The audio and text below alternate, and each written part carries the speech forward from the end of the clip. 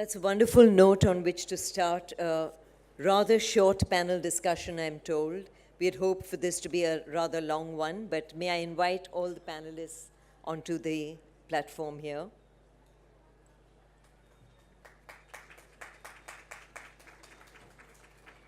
We're actually going to start the evening with a little quote from Abhinav, which I'm sure Abhinav has no idea I'm going to speak about, but it was an evening where we were, sitting and chatting, and I mentioned we were discussing the possibility of this book. We were discussing issues in architecture, why I practice separately from my husband, all the questions that I'm always asked.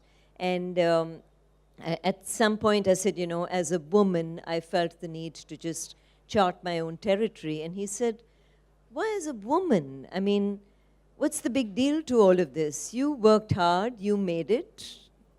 What's the big deal? And it was a very interesting comment for me, because that is a typical comment that you hear across the board, not just from men, but also, unfortunately or fortunately, from successful women. I thought that would be a good comment to get the panelists here to respond to. We're often told this, that, you just have to be the one who leans in, the one who works hard, you'll make it. Any takers?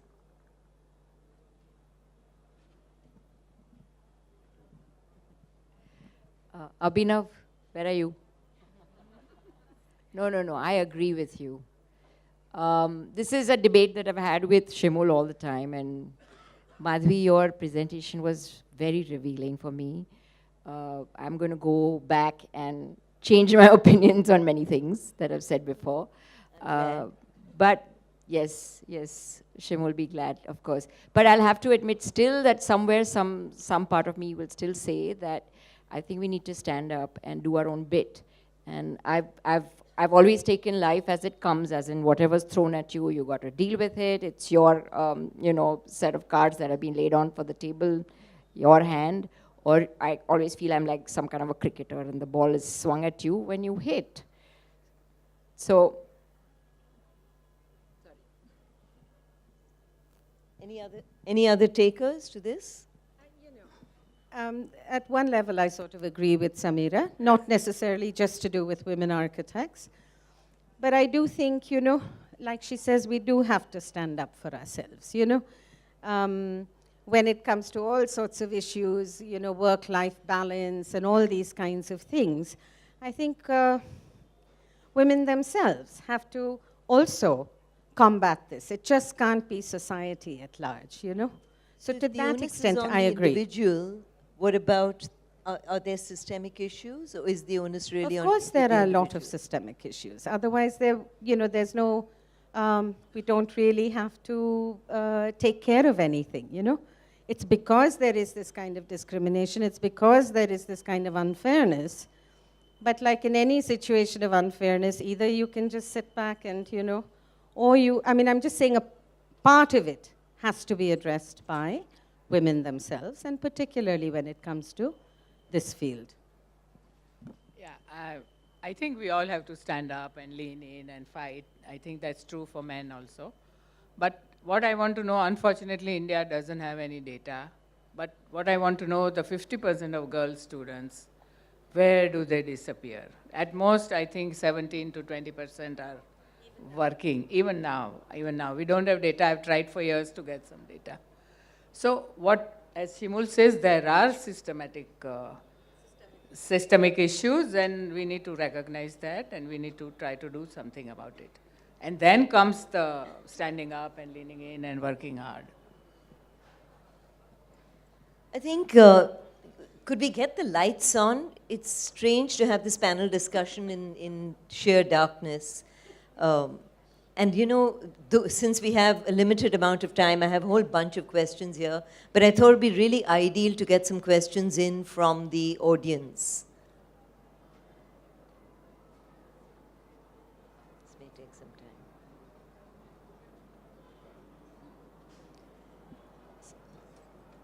Okay, so I shared a bunch of questions with this group, and I'm going to go to the next one before we get the lights on. Um, a lot of the practices that we've talked about today seem to practice on what is often known or seen as the margins of architecture. My question really is, what is the mainstream, and how relevant is the mainstream, and to what extent do these practices like Samira's, like Pratima's, maybe even Shikha's, Trupti as well.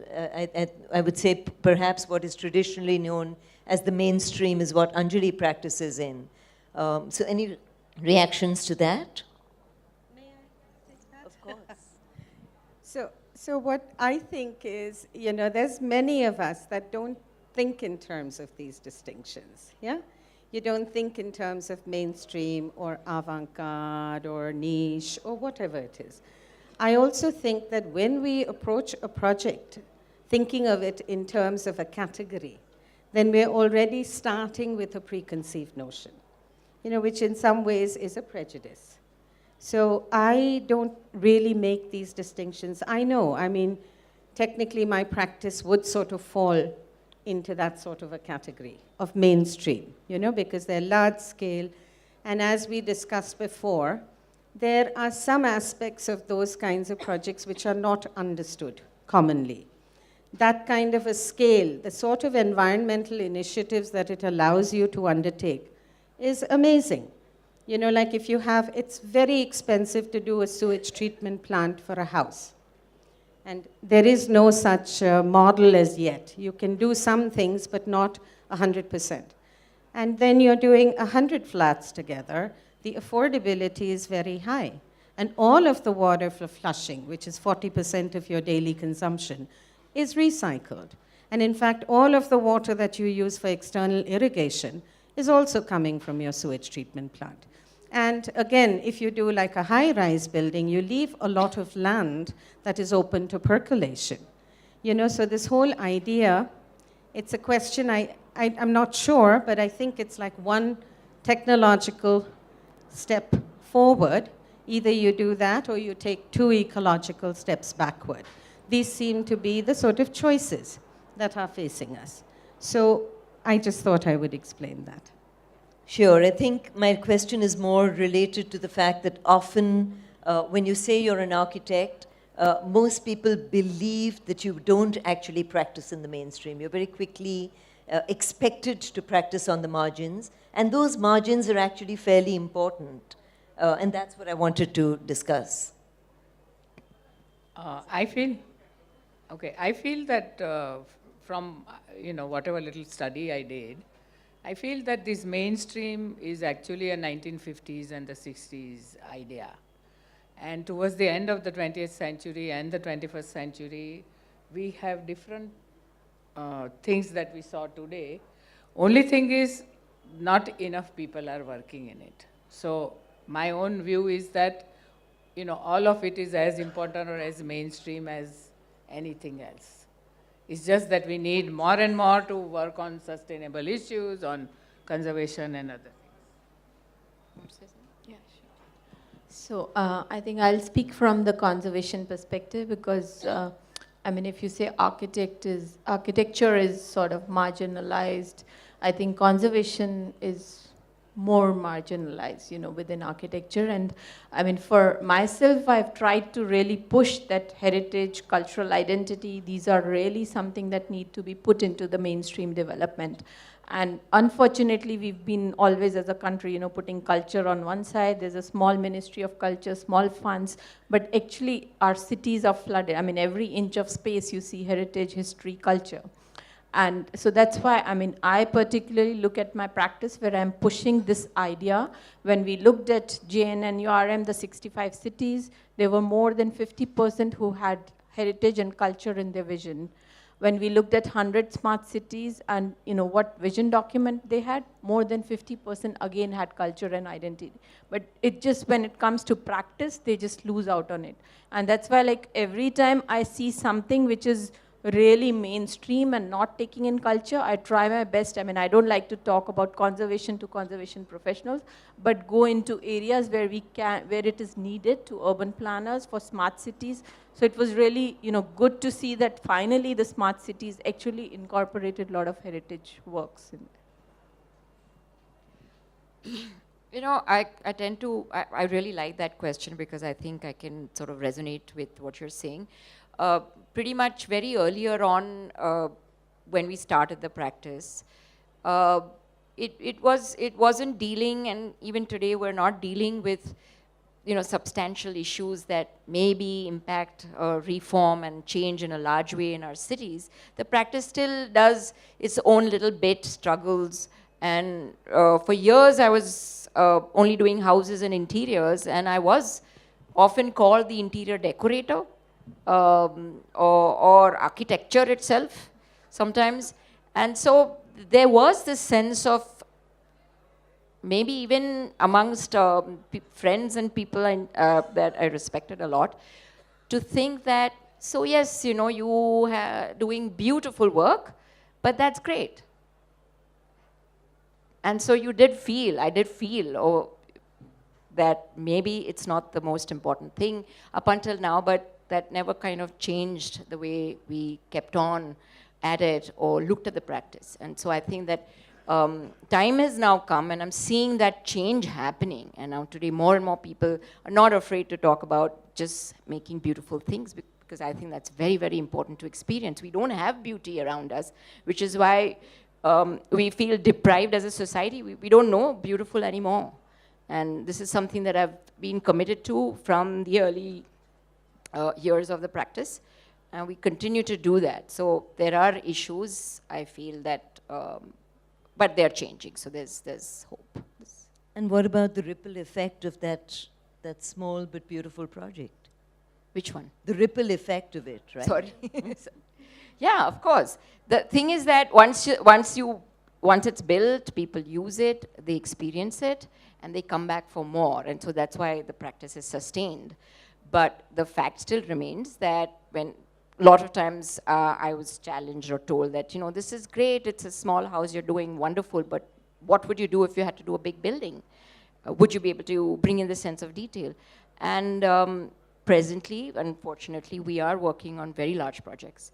And we are pushing and striving for it. It's not as easy, because I think there are layers to architecture, and it's not always just one thing that you're stuck to. You have to understand that there are commercial impacts and economics at play, and that impacts the city and people and community at large. And I don't think development is a bad word. It needs to happen, but like all of us have been saying here, how do we tackle with it? How do you tackle really large volumes of work? It's not something that we can sit back and talk about. I think it needs a larger discussion with people involved from different walks of life. So, the other thing that, for example, in 91, when we came to Bangalore, I think we had a population of 3 million people. And now it's like about 11, and who's to say who can come to Bangalore and who should not come to Bangalore and so on. These are problems that we have and that we have to face. So what I'm trying to say is that there will be projects like this where you need to accommodate large numbers of people and so on, And I think it's better that, if, I don't mean to be self-complimentary, but I'm saying if more thoughtful architects were involved in these sorts of projects, because this is what is going to define our urban skyline. If you just leave it, at least people that are following rules and regulations at the least, that are keeping setbacks and all these kinds of things. And then at another level, in terms of thinking of what the building is going to do to the environment, thinking in terms of the detailing, actually getting completely involved in this thing. So that was just one point that I wanted to. I'm going to open this up to the audience. I still can't see most people, but we'd love to take questions if there are any.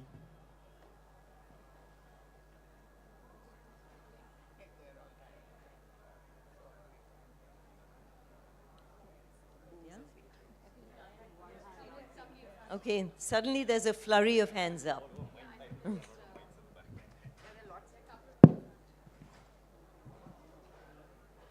name who's from Auroville?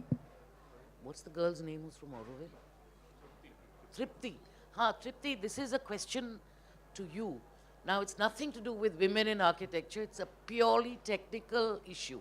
Now, that very beautiful vault you had, now the impression I got from your talk was that the vault was also made of kacha bricks. Is that so?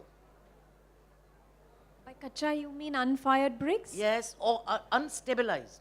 No, stabilized and unfired. Stabilized, yes. Stabilized with how much cement? With 5%. With 5% cement. And what about the steel bars? The steel bars are only in the spring beam, and then there is a truss rod which pulls the beams together. Oh, so it works as a jack arch.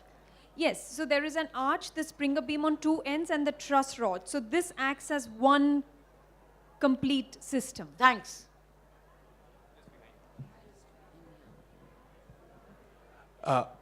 As women architects, I mean, we know that architects transform people. So your voice, do you all bring it to the projects you all do, and how is it different? And how do you address what is normally done? So just wanted to know that. What voice do you all bring, and what are the kind of changes you all have brought? Just to answer your question in a poetic way, when you talk about voice, I'm also a classical trained musician, and the vault that I designed, I was checking the harmonics of the vault recently with a musician from England, and we found that the harmonic of the vault was B flat, which is exactly my sa. Now, when I designed it, I had no idea about it, but had I even designed the vault 10 centimeters higher or lower, the harmonic would not have been my sa. So that was just a poetic reply when you said voice of architects.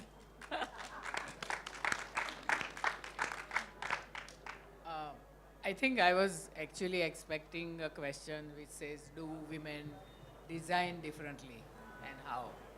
So I would say that from all over the world, the jury is still out. Women, because all of us go through the same kind of education, etc. I'm not sure whether we design differently, but I think, again, through my studies, I found that we bring certain things on the table. I mean, I know we cannot generalize, but doing that, we are little subdued in the ego. We are very collaborative. We prefer to work in a team, and I think we can negotiate with the client a little better. And I think this practitioner can add to that, but there are things that women architects can do which will be different than a typical male architect. If you'd like to add.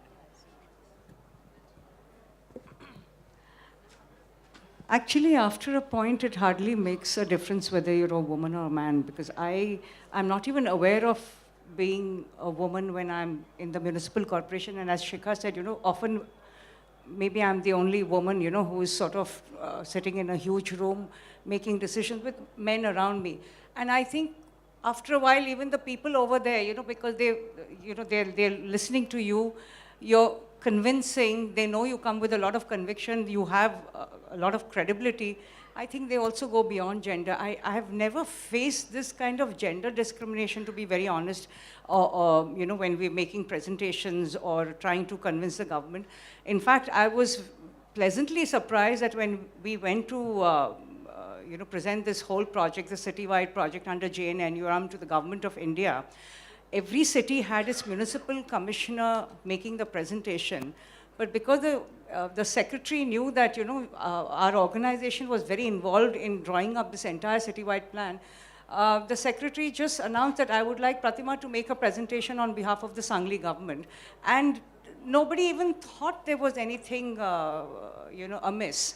So I feel sometimes you do manage to sort of go beyond gender once you work with conviction and passion. At least this has been my experience. It has never really come in the way of any of my work. I think I'll agree with you completely. I think that's something that I've always maintained, that I think if you work hard and you speak your mind as candidly as you should without fearing any consequence, then what happens is usually for the best.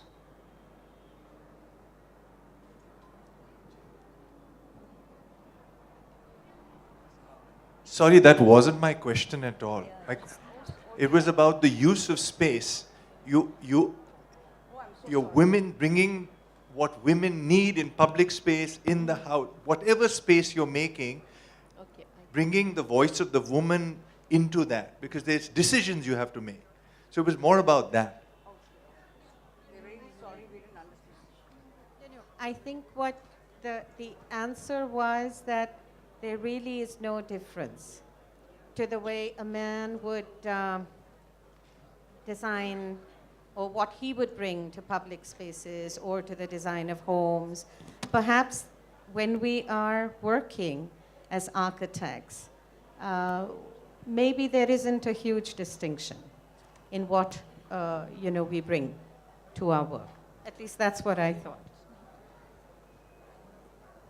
Just as a response to that, I think one of the issues is it doesn't matter ideally whether it's a woman or a man, but it does matter one's sensitivity to the issue of gender in a city, in a space. And that, I think, irrespective of who is the practitioner, male or female, is something that is direly needed.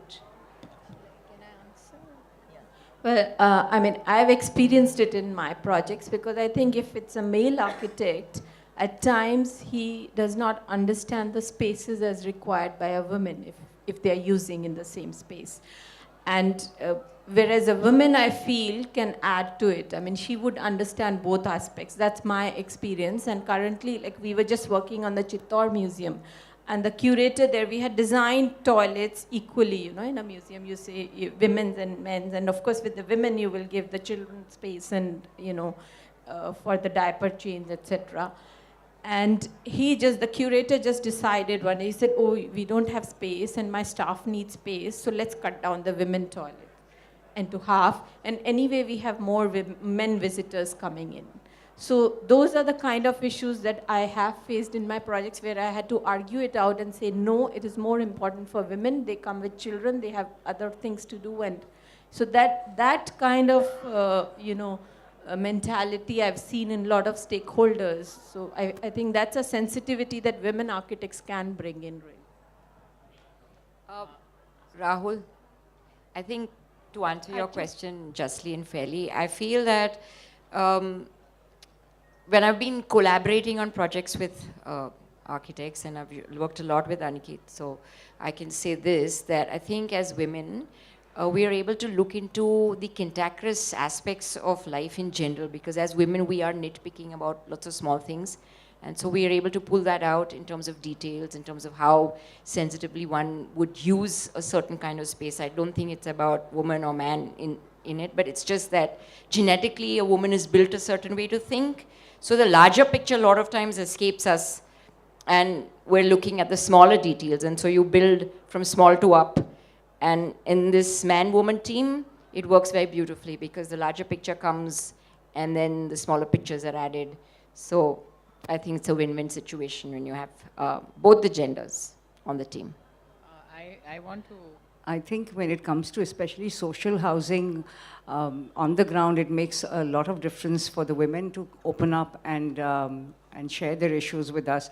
I'll give you a very small example. In Sangli, Municipal Corporation of Sangli, where we worked on this large project. Traditionally, all the social housing there had stand-up kitchens where women were expected to cook on a platform. But all the data that we gathered pointed to the fact that women sat down and used a cook stove. Of course, the very primitive ones, which actually led to a lot of indoor air pollution, and so most of them sat outside their houses. But when you go into social housing, which is multi-storied, then what do you do? So we still gave them, the luxury of sitting down, but we just shifted them to a smokeless chula. While the project was getting built, On the other hand, we started making sure that smokeless chullas was introduced and the women started using them. Now, this kind of sensitivity, I think, comes maybe being a woman, really studying, gathering data, talking to the women, understanding their lifestyle. All that really helped in giving them very, I would say, kind of sustainable solutions which really worked for them. And that's where I agree with Shikha that sometimes, women are, and even sanitation, there were so many things that they can't discuss with men. And they feel free to discuss with us as women architects, and then we find solutions together with it. So those spaces obviously get designed very differently. And we also make sure that the women are included in any discussions which come, which pertains to their homes. Otherwise, they're just completely left out of that discussion. I just want to support what Shimul said, no matter who designs. As I said, there is a huge lacuna in gendered understanding, especially the public space. There is only one book by Shilpa and Samira on why loiter, but there is not enough work done. So I think that, whoever designs has to be very sensitive to, how women use public transport, what about their pleasure and their access to certain city areas, about their access to public toilets. There are a whole list of things that we need to be conscious about and considerate about. And that is what is more important, not who designs.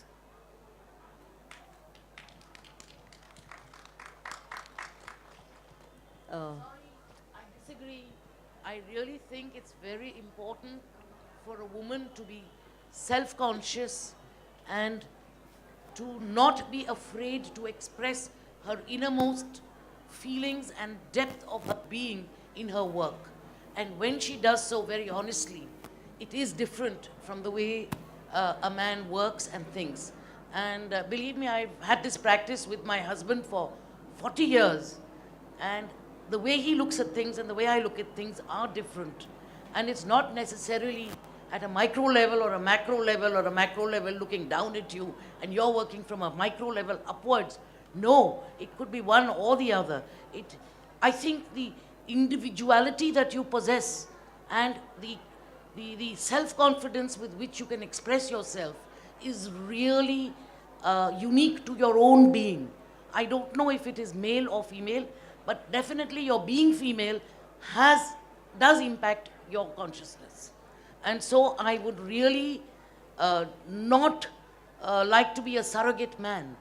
I would not. Absolutely. There's a question right here. Hi, I have a very different kind of question.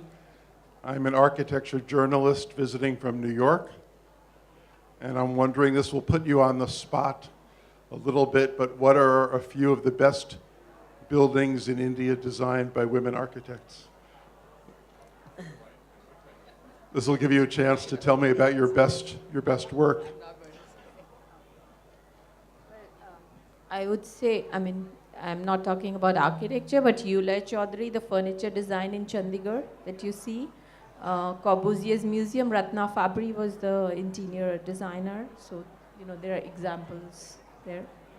What about your own work?